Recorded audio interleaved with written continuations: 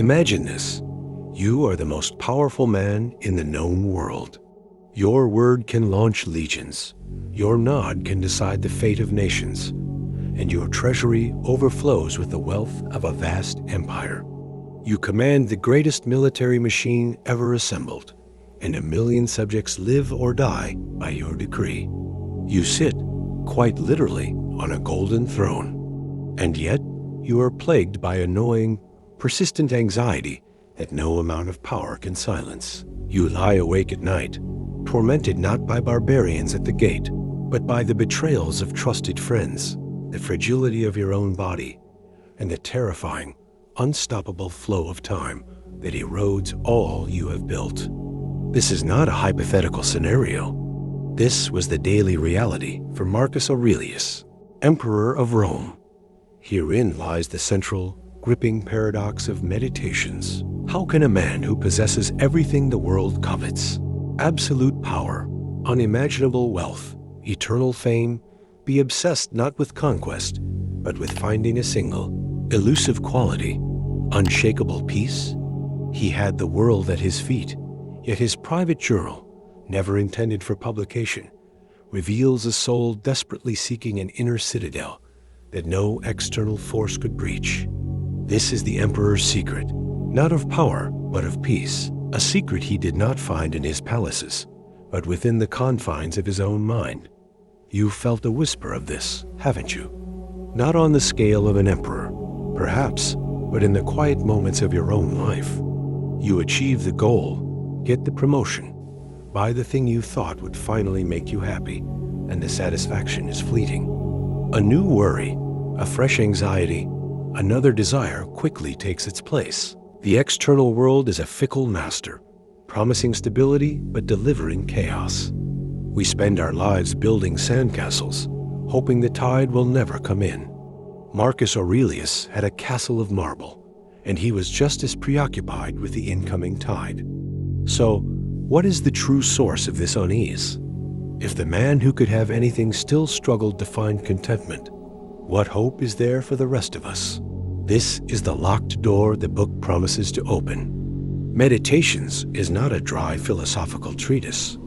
It is a survival manual for the human soul, written in the trenches of supreme power and profound personal suffering. It presents a radical idea that the peace we so desperately seek externally is an internal artifact. It was not written for you. It was written by a man who was you, amplified to the highest degree. He faced the same internal enemies: fear, desire, anger, and the existential dread of his own mortality.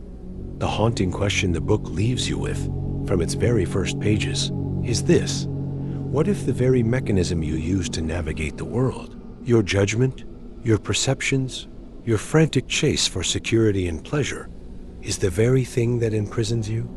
What if the key to freeing yourself has been in your hand all along, and you simply haven't been taught how to turn it? Marcus Aurelius discovered that key. He called it the ruling faculty, and understanding its nature is the first and most critical step toward building your own inner citadel. But to wield it, you must first understand the hidden problem that keeps you chained. The problem that even an emperor had to conquer before he could rule anything at all. If these ancient ideas are resonating with you, subscribe to the channel and hit the like button. It helps us bring more profound content like this to you. So what is this hidden problem? This internal enemy that even an emperor had to face? Marcus Aurelius diagnoses it with brutal surgical precision. The root cause of our suffering is not the world itself, but the judgments we impose upon it. He writes, "You have power over your mind, not outside events. Realize this, and you will find strength." The problem is that we live our lives in a state of constant, unconscious reaction. An event occurs, a criticism, a loss, a delay, and our minds instantly slap a label on it. Bad, unfair, catastrophic. This label is not the event itself. It is a story we tell ourselves, a layer of interpretation we mistake for reality. This is the hidden tyranny of perception. Marcus calls this our assent. We give our assent to these initial, often toxic impressions. We grant them validity and power over our inner state. Think of the last time you were stuck in traffic. The event itself is neutral. Cars are stationary. But your mind immediately weaves a narrative of frustration, of wasted time, of personal injustice. This is bad. This is happening to me. This narrative then triggers a physiological response: stress, anger, anxiety. You are no longer experiencing traffic.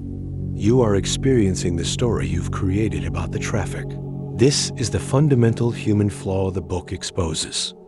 We are not disturbed by things, but by the view we take of them. This idea, central to Stoic philosophy, finds a startling echo in modern cognitive science, which tells us that our thoughts are not facts, but merely mental events that we can choose to engage with or let pass.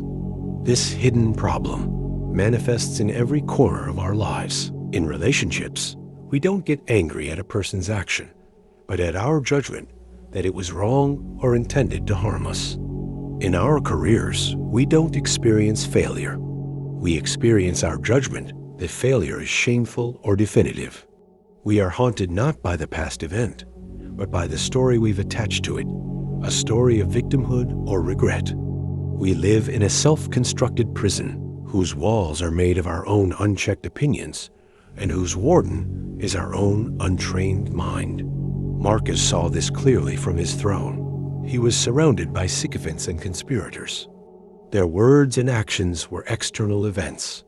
His peace depended entirely on his ability to not be jerked around by his automatic judgments of their treachery or flattery. The consequence of ignoring this diagnosis is a life of perpetual servitude. You become a puppet, and the outside world holds all the strings. A compliment lifts you. A criticism crushes you. Prosperity makes you feel secure. Adversity makes you feel doomed. Your inner peace is contingent, fragile, and entirely dependent on a universe that is, by its very nature, unpredictable and often indifferent. You are placing the governance of your soul in the hands of chaos. Marcus warns that to ignore this is to live as a ghost in your own life, reacting to shadows on the wall, never grasping that you are the one who cast them. But if our judgments are the problem, what is the terrifying cost of this endless, unconscious reaction? How does this silent internal war shape the very world we inhabit? The journey into the Stoic mind is just beginning. Subscribe now and ring the bell so you don't miss the next step in unlocking your inner citadel. The consequence of this unchecked inner turmoil is a life and a world quietly shaped by reactivity. When we live as slaves to our automatic judgments, we are not the architects of our destiny. We are merely the debris tossed on the waves of circumstance. Marcus Aurelius saw this with chilling clarity from his pinnacle of power. He understood that an emperor who could not govern his own passions was a tyrant, both to himself and to his empire. The external chaos of the world, he realized, is merely a reflection of the internal chaos of the human soul, multiplied millions. This is how the hidden problem silently shapes our personal reality. Every judgment we assent to becomes a brick in a wall that slowly encloses us. A judgment that this setback is a catastrophe breeds despair and paralysis. A judgment that this person has wronged me nurtures a seed of resentment that grows into a forest of bitterness, poisoning future interactions long after the initial event is over. We become curators of a private museum of grievances, each one a monument to a judgment we refuse to question. Our lives narrow. We avoid challenges not because they are inherently dangerous, but because our judgment has labeled them as such. We cling to fragile relationships and stagnant situations because our judgment has labeled the alternative, the unknown, as terrifying. We live a life of quiet compromise, not because we must, but because our untamed perceptions have convinced us we have no other choice. On a societal scale, these unchecked individual judgments aggregate into the very forces that tear our world apart. Think of political tribalism. It is not merely a disagreement over policy. It is a collective judgment that the other side is not just mistaken, but morally corrupt.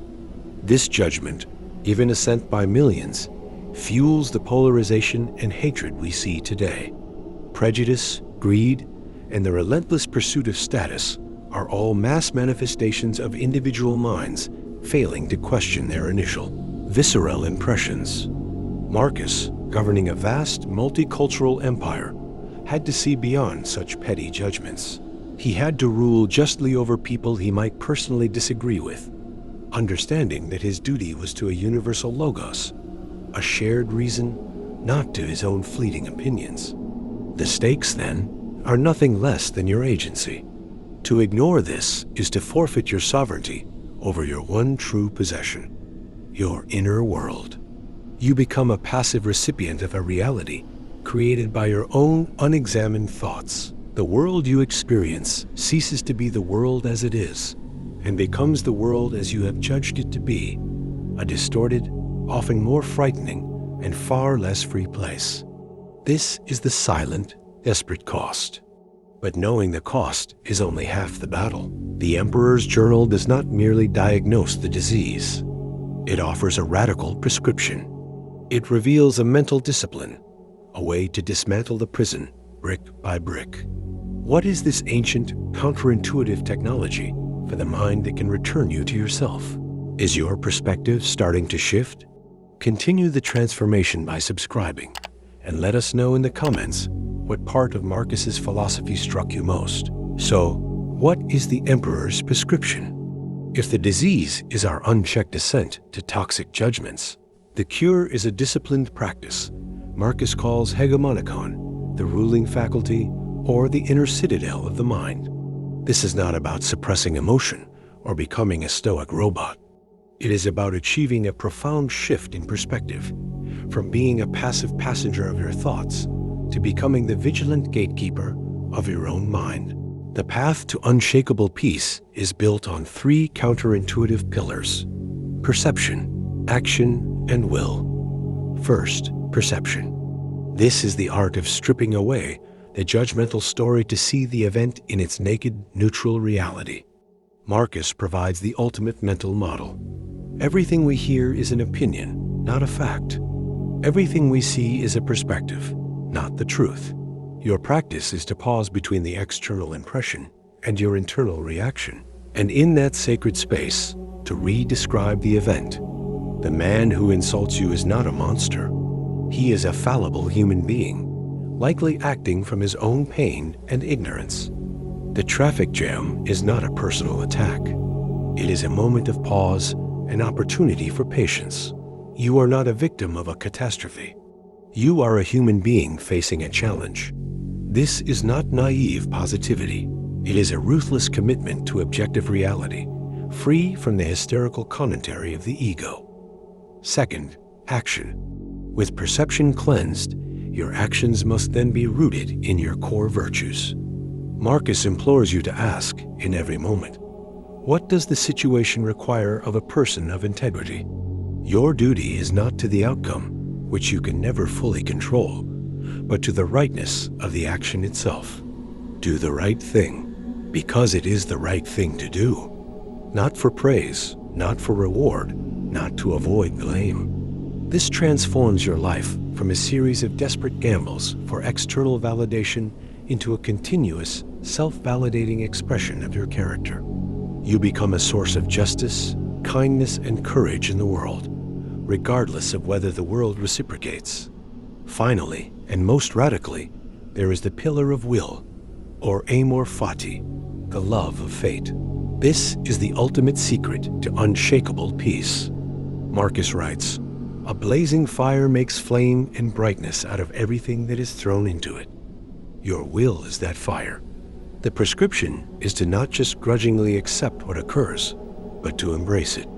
See every obstacle, every loss, every irritation as fuel for your own growth. The difficult person is not a hindrance. They are your trainer in patience. The failure is not a defeat. It is a lesson in humility and resilience. This is how you turn lead into gold. You stop fighting reality and start collaborating with it. You realize that the universe is not against you. It is simply unfolding, and your only true power is to choose how you meet each moment. This is the Emperor's secret, laid bare. But this raises one final haunting question. If this path is so clear, why does it feel so impossibly difficult? What is the ultimate transcendent truth that makes this practice not a burden, but a liberation? To ensure you never miss a deep dive into the books that can change your life, subscribe to the channel and join our community of lifelong learners in the comments below. The practice feels impossibly difficult because we are fighting against the current of a lifetime of conditioning. We mistake the frantic chatter of our judgments for our very self. But here is the ultimate, transcendent truth that meditations builds toward, the final synthesis that ties every lesson together. You are not your mind. You are the consciousness that observes the mind. You are the silent, spacious awareness behind the torrent of thoughts, the impartial witness standing just behind the ruling faculty. Marcus hints at this when he speaks of retiring into yourself and the inner citadel. This is not a physical place, but a state of pure, subjective awareness, untouched by the chaos it perceives. When you can rest in this awareness, the practice of perception, action, and will ceases to be a struggle and becomes your natural state of being. This is the paradigm shift the book intends. Your worldview is permanently altered when you realize that your core self is invulnerable. It cannot be harmed by criticism because it is not the ego that feels insulted.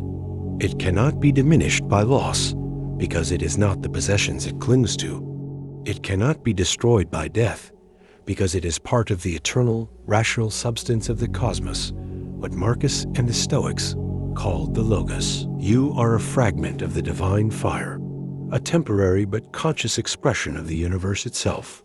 From this vantage point, the anxieties of the emperor on his golden throne and the citizen in their small apartment are revealed to be the same. Fleeting dramas playing out on a stage, while the true self, the witness, remains unmoved and eternally at peace.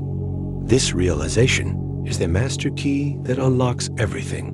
The disciplines are no longer rules you must follow, but expressions of your true nature. You act with justice because you see yourself in others, who are also fragments of the same universal reason. You accept fate with love because you understand that every event, pleasant or painful, is woven into a cosmic whole that you are inherently a part of. Your life is no longer a problem to be solved, but a field to be cultivated. Your purpose is not to chase happiness, but to embody wisdom and virtue right here, right now, in whatever circumstances you find yourself. End with this poetic, cinematic conclusion. Close your eyes.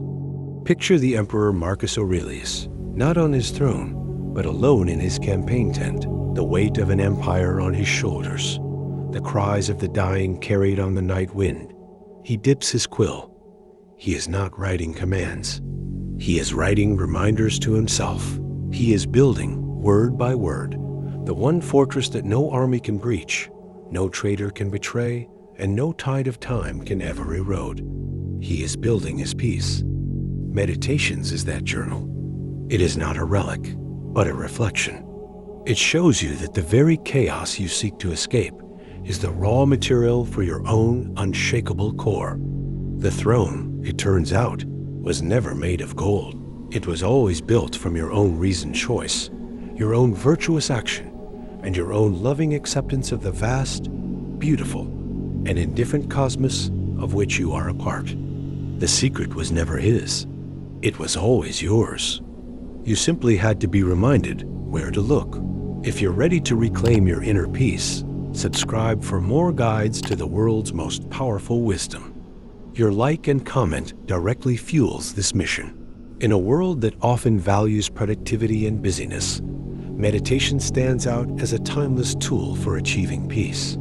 It's a practice that transcends cultures and generations, offering a universal path to tranquility. Whether you're an emperor or a busy professional, meditation can help you find the peace you're seeking. If you found meditation helpful in your own life, I'd love to hear about your experiences in the comments. And if you're interested in more content on mindfulness and self-improvement, Be sure to check out my other videos.